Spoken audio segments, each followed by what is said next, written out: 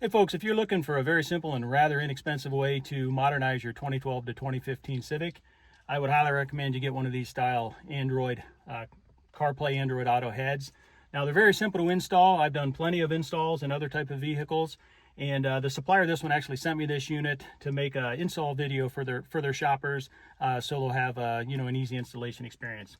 So there are actually two different style radios that can be in your 2012 to 2015 Civic, and the way to identify it is if you have a line right here, this is the unit part of the radio that pops out, and that is, I'll put a link for this one below. That will be down in the description.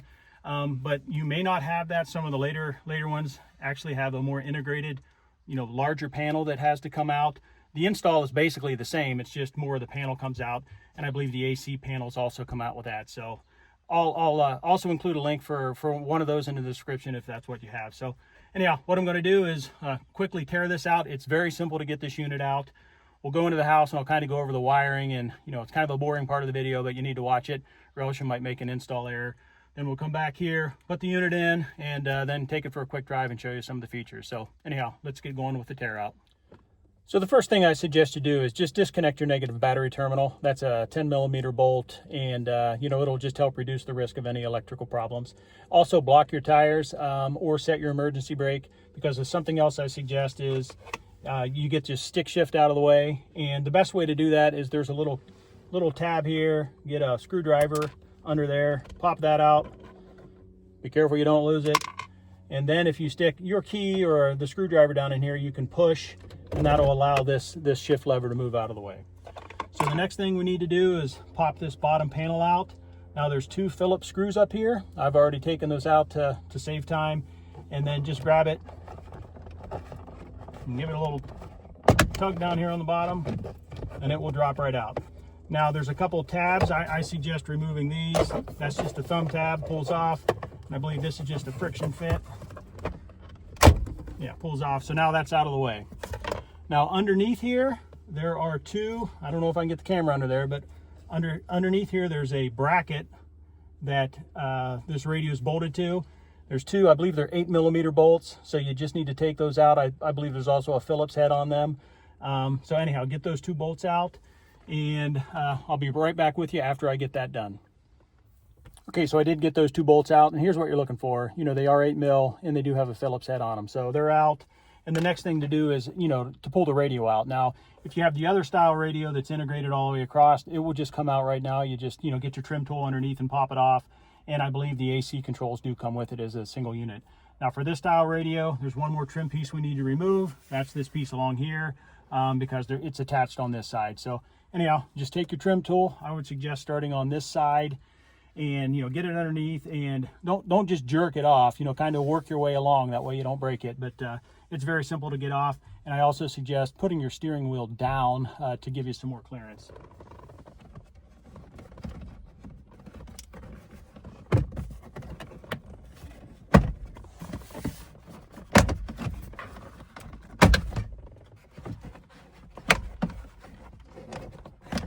And then really, you don't need to disconnect it any farther once we have this side released. So now we just need to get the trim tool behind the radio, and this radio should just pop out.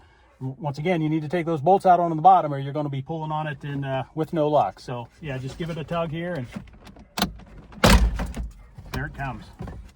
Actually, the AC panel came with this one too. So let me move the camera, and I'll get back behind it and show you what we're dealing with now. All right, so it's pretty easy to separate the AC panel from the radio. There were just some clips, so I just, pulled on the radio and they popped right out. So taking a quick look at the back of the radio. Be careful because you do have that bracket in there. You don't want to scratch stuff up, but here's the connectors. Most of these are just push tabs, but Honda does have that one goofy style connector. So once I get this disconnected, I'll show you how that works. I don't have enough hands and fingers to do this all at the same time. Okay, the radio's out, and let's just talk about connectors here real quick. I know sometimes folks have questions on how to actually disconnect the connectors. So this one here was on the end. There's a tab here, push on it, pull it straight out. This one a little harder with big fingers. You might need a screwdriver. Push that down, that pulls out. This one's just your typical thumb tab. Push that down, it pulls out. And this is that Honda style connector. Now it's open right now, but when it's closed, what you need to do to get this thing to open is there's a little tab, like an inner tab here. you need to push that direction and then lift up on it, and it's kind of like on a little cantilever action, and then it just kind of disconnects itself. So anyhow, let's head into the house here and talk about the wire, what you get with the kit, and then get this thing wired up. So let's go over real quick what you get with the head. Now there's a lot here, but don't let it intimidate you. It's pretty much all plug and play. So you get the head, of course, and now you get a trim tool and a little screwdriver. This is a large RCA bundle. This comes standard with most of these kits. This end plugs into the head, and the only other things we're going to plug in here is this connector. There's a power connector on the back of the unit that powers the fan, and then also this is the external mic connector, and here's your external mic. You get 2 USB ports, and one end plugs into the back of the head, and then you route the other end where you want it to go. GPS antenna. Now, you don't necessarily need to plug this in if you're using Apple CarPlay or Android Auto for your GPS source, but there is a digital speedometer on the head, and this will make it work. It's your backup camera input. Now, even if you're not planning on installing the backup camera, you need to install this connector. It gets plugged into the head right here, and these are your your Wi-Fi and Bluetooth antenna. So if you don't plug that in, you're going to have poor connectivity and write negative reviews. So make sure you plug that in. Now, this is everything for your backup camera. The cable that routes it from the front to the back, your camera itself. Now they do make license plate frame brackets. I'll link one of those in below where you can take it off of this bracket and then actually just attach it to your license plate. It's very convenient. So this is the main cable harness. As you can see, these connectors get plugged into the legacy connectors in the car. Of course, there's too many here, so just pick the ones that fit. This is designed for several different radio types, so pick the ones that fit your car. And a couple things that are hiding in here. This gets plugged into the back of the head. That's your FM antenna. And this thing here also gets plugged into the back of the head. And this is your CAN bus connector. So if you don't plug this in, your CAN bus isn't going to work. And this is the actual CAN bus module. There's several manufacturers of these. This one says, I believe, Simple Soft. So with whatever unit you're installing, make sure you know what that is, because if you're having CAN bus issues, that will come in very handy, knowing who manufactured your CAN bus module. So here's a couple other connectors. I'm not going to be using these. I believe this is if you have a USB port in your armrest. You can use that one. But anyhow, instruction manual. Now, one thing that doesn't come with the head is like this USB extender. Now, what I'm going to do is I need to pick up a different one. I need to get one with either 2 USBs or a USB 2 and a USB-C, and then it'll have 2 cables coming off the back of here, which will then plug into the USB cables, and then this will get mounted inside this little cubby. I'm going to drill a 1-inch hole here. I'll put a part number for a 1-inch hole saw in case you want to do this too, and it will look like an OEM install. There'll just be 2 USB ports there. So anyhow, let me now flip the radio over, and I'll get things plugged in here, and then we'll head back out to the car and get this thing turned on. Everything's all plugged in. Let me just go over it with you real quick. So this is the FM antenna, and that came from this harness.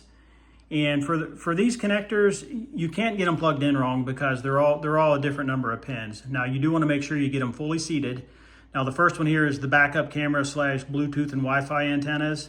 The next 2 are the USB ports, and as you can see, I have them zip tied together just to make them easier to manage. And I'm going to get a different. I'm going to get a 2x2 over here and then mount it here, so I'll have 2 USB ports that make it look OEM. This is the CAN bus connector. Once again, it came from this bundle. Make sure you plug that one in. And this is the connector that has the external mic, and there's also a wire hanging off of it. You need to plug into the wire that goes down to power the fan. And this is the main power connector over here. Again, just make sure it's fully seated.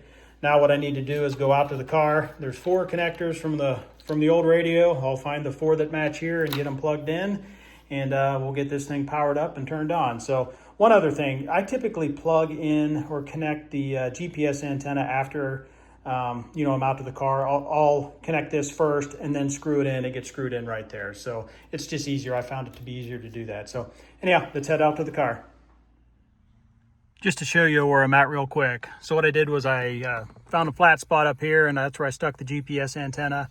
And then the other end of it is screwed in here. So I'll have to see how that's going to work.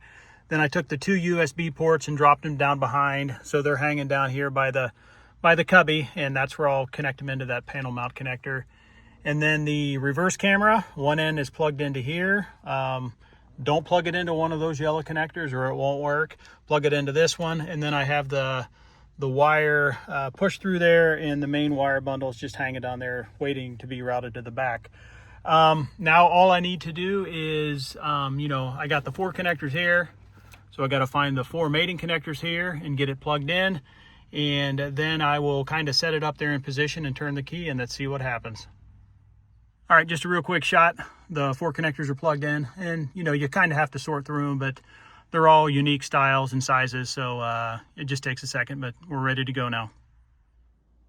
As I was getting ready to put that up into position, I realized I forgot to take the clips. You have to take the clips off the old radio and put them on the new one. So if you've never dealt with these clips before, the retention mechanism is kind of right here in the middle. So basically you have to kind of lift one side, or actually both sides at the same time, to spread that open and get them off. So a little bit tricky, just use some patience and be careful you don't break them. But yeah, take these off and then go put them on the equivalent spot on the new head. Okay, so I have those clips in place, and let me see if I can get this spaghetti stuffed in here. There's actually quite a bit of room in these Civics.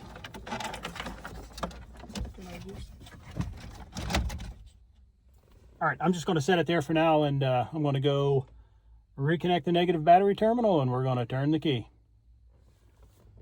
All right, folks, so I meant to record the initial power on, but I forgot to hit record. But anyhow, it's as is typical with these Android heads.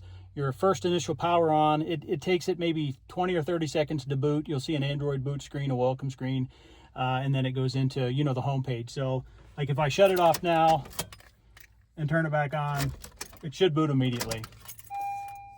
Yeah, so it's up and running, it's booted. Now, of course, I haven't messed with this head yet. First time I've had it turned on. But basically they're pretty generic. They're about all the same. Like I see a radio button here. So this is the, your FM radio. Typically, if you hold here and press, now it scans for all the local frequencies. I don't know if, and it's finding them as it goes up to, FM 107 or whatever the top FM band is. Now, if I touch one of these buttons, I have the volume down. I'm going to hit the volume button here real quick. Yeah, okay, there's not music playing there, so I won't get a copyright strike. But as you can see, I'm using the steering wheel control, so the CAN bus is operational. Initial impressions of this head are very good. It's up and running. Didn't have any initial boot problems, and CAN bus is operational. A lot of times people have issues with steering wheel controls and such, but let me get things snapped back in, and then I'll play with it a little bit more and come back with kind of like a wrap up and show you some more features. I'm not going to film, putting the dash back together, but basically I'm going to snap that in, and then I'm going to go drill a hole down here. I will show you what I do down here for the panel mount connector, because I assume folks will want to do that. It's very nice and convenient and looks very good. So anyhow, let me take a few minutes here and get things cleaned up, and I'll be right back with you. Actually, I'm getting ahead of myself. This is typically where I test my reverse backup camera. I highly recommend you do this. There's a chance you got something wired wrong up front. Maybe you plugged it into the wrong yellow connector, or just something's wrong. So what I suggest you do is, this is the other end of the long backup camera wire. So I have the backup camera plugged in to the wire, and then also there's a power connection for the backup camera. And on the far end here, I stripped these 2 leads. Now what I'm going to do is go out to the battery and touch these on, the red, the positive terminal, and the red and black to the negative terminal. Hopefully maybe I can get my daughter to help me. And then I'll start the car and put it in reverse. And if things are wired correctly, it should display on the screen wherever this is pointing. And since this car has a CAN bus, typically you need to, strip and connect these little wires on your taillight, and also to a back signal on the head. But I'm hoping, since this car has CAN bus, I don't need to do that. So anyhow, let me do that test here real quick, and we'll see how this is working. All right, I got my daughter holding the wires on the terminals, so let's see if my assumptions on the CAN bus are correct. Put the car in reverse. Yep. It's really shaky because the camera's actually sitting on the engine right now, but yeah, it's shooting off to the tree here on the right side of me. So yeah, no need to do those extra wire splices. Just connect it to the input here, and then when you have it connected to, of course, you still need to connect the power for the camera to your reverse light, but you're good to go. Now, as you can see also when I put it in reverse, the sound goes off. That's just a setting. You can change that such that the sound stays on when you're in reverse. Now, I'm not going to make a separate reverse camera install video. I already have one for a 2008 Honda Accord, and it's the same process, exactly the same process. So I'll link that video in below. The only thing I know that's different is I think the bolt you have to take out on the back seat is on the passenger side instead of the driver's side, but that's the only difference. So anyhow, very easy to install the backup camera, and you'll be very pleased you did. So just to show you what I'm doing with the cubby, you just need a 1-inch hole saw, and again, I'll link one of these below. And then this is that USB extender panel mount I was talking about. So this one has a USB-C. What I'm going to do is I'm going to go order one. I think my buddy wants a regular USB and a USB-C. There's all different kind of combinations. You can get 2 USB-Cs or 2 USBs or whatever you want. And then, you know, the one I'll link in is designed for a 1-inch hole. It fits in, and then it does come with a retention clamp on the back. You just screw it on and it holds it into place. So right now I'm just going to dangle those 2 USB ports out this hole, and then when that does come in, I'll just have to pop this out real quick and reinstall it. But if you do order that ahead of time, then you wouldn't even have to do that. So anyhow, it is nice. It's a nice OEM look, and it makes the access to those ports very convenient. Already got my daughter's phone. I'm going to try to connect this thing to Bluetooth and CarPlay. We're Apple users, so typically there's a Bluetooth app. Yep, there it is. And now I have her phone, and I see the device down here found. So what happens if I touch that? Pair. Wow. Boom, I'm connected. So awesome. Now what it's doing is there's a Z-Link app on these heads. If you are an Apple user, it will go to Z-Link and try to open Apple CarPlay. And it just did that. Sometimes it might ask you, do you want to let it do it? But since we actually have these Android heads installed in some other cars, I think it already had that permission. But yeah, this is, of course, Apple CarPlay, if you're familiar with CarPlay. So yeah, and of course you can change your screen colors and all that. I assume that's the way my daughter has her set up. But yeah, expand maps, everything you want to do. So anyhow, CarPlay seems to be working just fine. I'm going to take this back to my buddy now. I think he's an Android user, and we'll see how Android Auto works, and then we'll get on to a little bit of a demo. But yeah, so far this thing's working great. All right, before I actually take it back to my buddy, let me show you a few things here. Now, this is not going to be a complete tutorial. You know, there's so many things on this head, it would take forever. But you can see I still need to set the time. I think it's actually 2:17 p.m. here, so you have to set the right time zone. That's just an Android setting. You jump into your apps, you got radio, you know, some of this stuff you need to connect to Wi-Fi for. Most people, you know, if you want to watch like YouTube or something like that while you're driving down the road, don't suggest it, but you know, you can load different apps on here. If you do plan to load a bunch of apps, you'll probably need a unit that has a lot of memory. If you're just planning on using it for Android Auto, CarPlay, streaming music, the stuff that 99% of people want these heads for, don't spend a bunch of money on a unit that has a ton of memory or a ton of core processors or something like that. Theme, this is where you can change your homepage look, you know, to your preferences. Some of them highlight different things. And I actually find these buttons easier to use than the buttons on the side. Go into settings. These are the general Android settings. This is where I can change the time. What else? I don't know. There's so much here. Like DSP, this is where you can set your equalizer. You know, you got the DSP where you can just run your finger and it'll change it to what you want it to be. Here you can pick, you know, general like news or jazz or pop, you know, typical equalizer settings for that type of music. Your balance fader control, all you got to do is touch it and you move the dot around, and that's where the balance and fade goes. And there's just general modes over here if you want it to the front, to the back, or the middle. So anyhow, yeah, very, very powerful head. Car settings, you can get in here and change your CAN bus stuff. So lots and lots you can do with these heads. Probably more than you'll ever need if you're just, you know, listening to the music and stuff. So anyhow, let me get this back to my buddy now, and we'll see how it, like I said, I think he's got Android Auto. We'll see how it works with that. Oh, by the way, Z-Link, that is the one that allows Apple CarPlay to work on this head since it is an Android. Okay, so I was mistaken. My buddy's also an Apple user, so I couldn't demonstrate how easy it is to connect to Android Auto. But yeah, that one, you just connect it to Bluetooth and boom, Android Auto pops right up. So there's no app it has to play through since it's an Android. So anyhow, time for me to grovel. If you appreciated the video, please give it a thumbs up. It just helps people find it. You know, I try and add enough detail, but not a whole bunch of extra stuff to make you sit here and watch a long video. So anyhow, if you appreciated it, please give me a thumbs up. And also, as for this seller, I'm pretty impressed, right? I mean, it's the first video I've done for them, and typically if you're going to have a trouble with a head, you're going to know it right away. It's either going to be buggy, it won't connect, you know, stuff like that. And a lot of times those are install errors, but so far I think this head is very solid, and I would highly recommend this seller. The link is in the description for this particular radio. Thanks for watching.